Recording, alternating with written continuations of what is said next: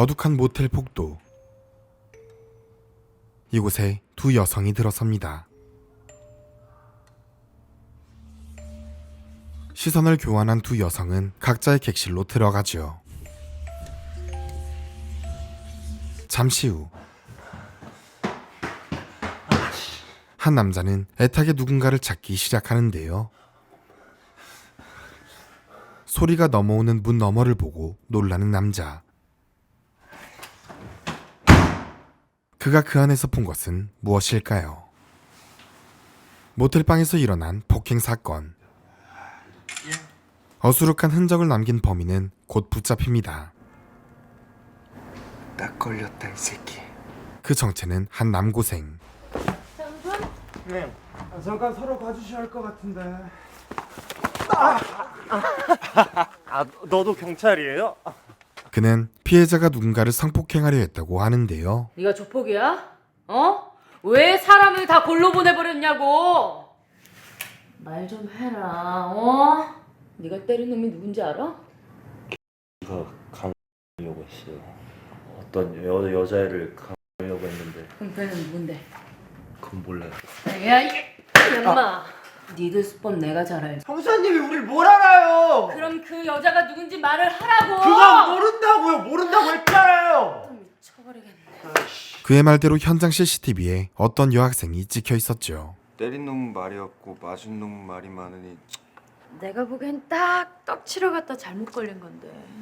근데 넌 누구냐? 강주는 국선 변호인 앞에서도 같은 주장을 고집했죠. 담당 형사 말로는 피해자가 강했다고 하는데 그 개가 강하려고 했어요.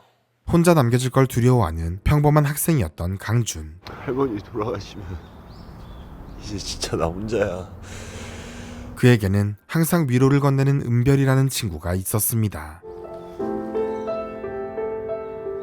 그녀 또한 어머니의 빚에 시달리는 고단한 삶을 살고 있었지만 그냥 심장 하나로 퉁 치자고. 아저씨 뭐야? 얼만데? 얼마냐고? 인형이 뒤지려고 이씨. 왜? 2천만 원인데 주게? 다음 주까지 안 갚으면 네 팔아서 빚 메꾼다. 전교 1등을 놓친 적 없는 모범생이었죠.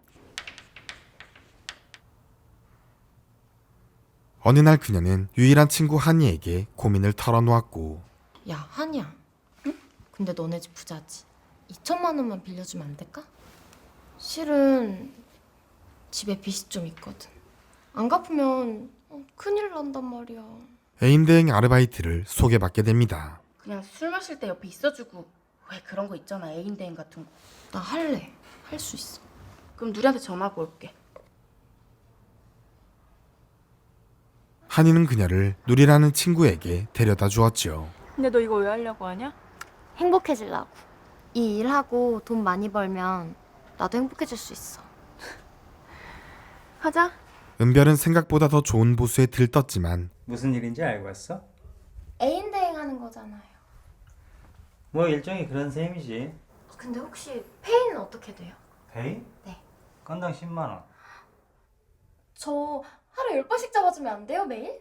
이들이 도착한 곳은 바로 모텔. 여기가 어디야? 뭐가? 모텔이잖아. 그냥 술 마실 때 옆에 있어주는 거라며. 그래서 할 거야 말 거야? 안 할 거면 가든가. 할게. 고액알바의 정체를 알게 된 은별은 모텔방을 뛰쳐나왔죠. 그러나 바깥을 지키고 있던 관리자들에게 붙잡히게 됩니다. 만년 2등이었던 한이는 평소 은별에게 열등감을 갖고 있었고 전교 1등하는 애는 무슨 과 지원한다고 하니? 글쎄요. 법대는 아닌 것 같던데요. 엄마는 믿어. 세상은 1등 아니면 아무 의미가 없다는 거. 이 가출팸이 어떤 곳인지도 이미 알고 있었는데요. 살려주세요. 들어올 땐 몰라도 나갈 때 그게 쉬울 것 같아? 네가 이거 안 하면 돈은 어떻게 벌 건데? 결국 지발로 찾아올 거면서. 발이 묶인 은별은 결국 시험을 치르지 못하게 되죠. 뭐야 이 빈자리? 또 이채영이야? 저 여기 있거든요. 아 그리고 저기 은별이 자리잖아요 쌤. 한이는 덕분에 전교 1등을 차지했지만 극심한 스트레스에 시달립니다. 누군가의 관심과 보살핌이 간절한 시기였지만 엄마는 성적 외에는 아무런 관심이 없었죠. 드디어 1등 했더구나. 앞으로 계속 그렇게 해. 아, 술 마셨어. 그래, 알았으니까 들어가서 공부해. 내가 왜 마셨는지 안 궁금해? 알았으니까 들어가서 공부해. 은별이 가출팸에 붙잡혀 있다는 걸 알게 된 강준이 달려옵니다. 강준이냐? 그도 한때 이 가출팸의 멤버였죠. 은별이 어딨어요? 아, 그 뉴페이스. 근데 어쩌냐. 내가 시식도 하기 전에 벌써 일 나갔는데. 강준은 모텔방을 뒤진 끝에 은별을 찾아내는데요. 이미 손님으로 왔던 원철을 때려 눕힌 뒤였고 그는 자신이 이 일을 뒤집어 쓰기로 결심합니다. 은별아, 너 그냥 나가라. 너 그냥 빨리 나가줘.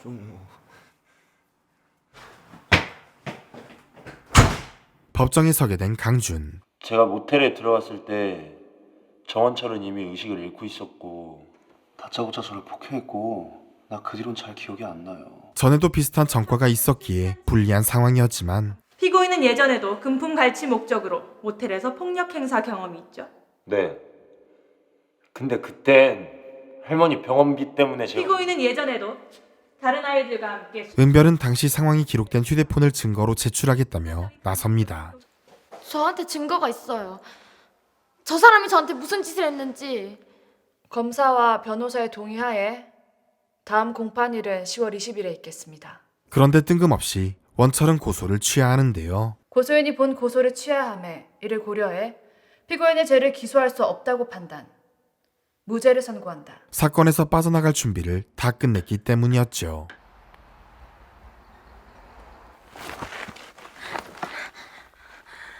기분 다 잡쳤네. 강호 부친구한테 핸드폰 받았습니다.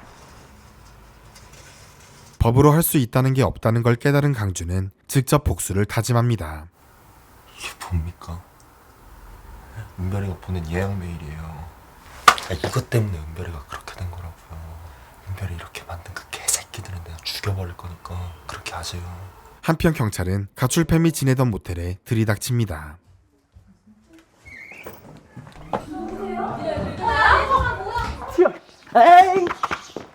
가출팸을 운영하던 일당은 전부 검거되었지만 뭐 한다고 형사짓을 해. 그냥 시집이나 끝까지 당당한 태도를 유지했지요. 진짜 억울하다니까. 요새 애들이 어딜 봐서 애들이에요? 마음대로 하세요.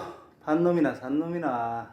왜 산놈들은 사는 놈이 있으니까 저같이 파는 사람이 생기는 거라고요. 이후 한이도 조사를 받게 됩니다. 오늘 검사한테 전화가 왔어. 내일 니네 학교 애들 몇몇 조사를 받아야 된다고. 그중에 네가 있더라? 우리 반에 은별이라는 애가 문제가 있나 보더라고요. 그녀는 전에도 친구에게 이 일을 권한 적이 있었고 애인 대행 만남 해볼래? 그때도 비슷한 일이 벌어졌었는데요.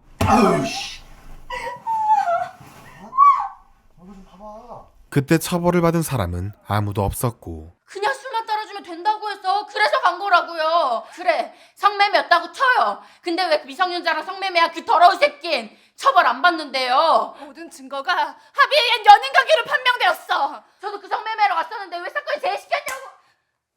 들어가서 공부나 해. 엄마 판사로서 자격이 없어. 한이는 이번에도 자신이 저지른 일이 잘못이라고 생각하지 않죠. 내가 팸에 넘겼으면 어쩌실 건데요? 형사님은 아무것도 못해요. 사실의 인정은 증거에 의하여야 한다 라고 형법에 나와 있는데. 미성년자 성매매로 재판을 받았던 기록이 발견된 원철. 정은철 기록에 특이사항이 있어요.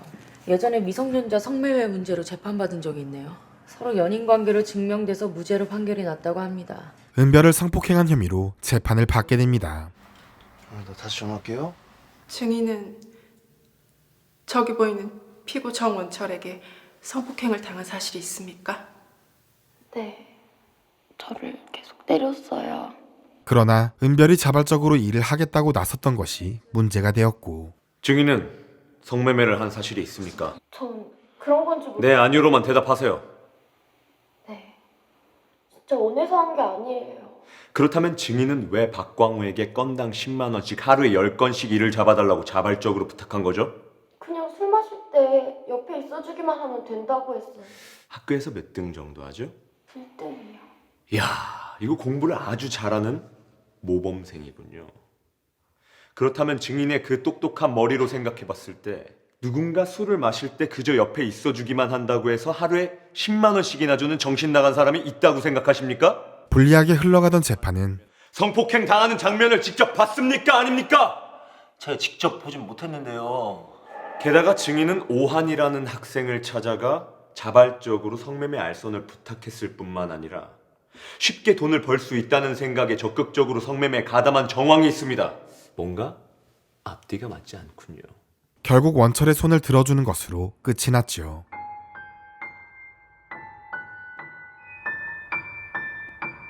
한이 또한 결국 판사 앞에 서게 되는데요. 저 학생은 평소 어떤 아이지? 쟤요? 그냥 애들 때리고 다니는 애인데. 저런 악의 뿌리는 사회에서 격리시켜야 합니다. 쓰레기 같은 년이 어디서 사람 취급을 받으려고 해? 전혀 반성하지 않는 태도였지만 대체 왜 그랬어? 그냥요. 생긴 것도 재수 없고 재수 없는 것들은 다 죽여버려야 된다니까. 난 어떻게 되든 상관없다니까요. 빨리 처리해 주세요. 비교적 약한 벌을 받으며 재판은 끝이 나게 됩니다. 초범이고 미성년자이며 여러 상황을 고려해 소년법 제32조 보호처분 치료와 사회봉사 40시간을 선고한다. 어머니는 그간 자신의 교육 방식을 후회하게 되었죠. 재판이 끝나고 은별은 지저분한 소문의 주인공이 됩니다. 야, 너 뒤졌다고 소문났었는데 그냥 몸이나 계속 팔고 다니지 학교는 왜 다시 나왔냐? 그날의 기억은 사라지지 않고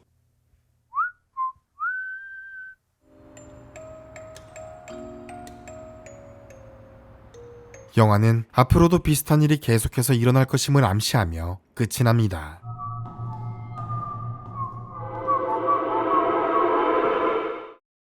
영화 모범생은 미성년자 성매매 문제를 다루고 있습니다. 사회 고발성 메시지를 강하게 담은 작품으로 안타깝게도 속 시원한 사이다 결말은 없었습니다. 사실 기승전결이 뚜렷하다기보다는 몇몇 아이들의 이야기가 나열되는 형태로 어떻게 보면 페이크 다큐 같은 느낌도 드는 작품이었는데요. 불편하고 찝찝하게 느껴질 수 있지만 지금 이 순간에도 어디선가 일어나고 있는 일들이죠. 인성 교육보다는 성적 향상에 치중된 부모와 그로 인해 망가진 가치관을 가지게 된 아이.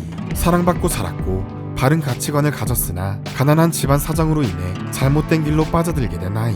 거리로 몰려나 나쁜 어른들의 돈벌이에 이용된 아이들의 모습은 누군가는 가리려고 하는 현실을 적나라하게 보여주고 있었죠. 특히 안타까운 각자의 사정을 가진 작품 속 아이들에게 너희가 어떤 부류인지 잘 안다고 말하는 경찰들의 모습은 밀려난 아이들에게 어른들이 가지는 편견을 가감없이 보여주는 것 같았는데요. 저예산 독립영화로 다소 아쉬운 부분이 느껴질 수는 있겠지만 우리 사회의 병든 부분에 대해서 깊은 고찰을 하게 만든다는 점에서 충분히 의미 있는 작품이었다는 생각이 드네요. 저는 또 다른 좋은 작품 소개 영상과 함께 돌아오도록 하겠습니다. 이상 로투스 무비였습니다. 감사합니다.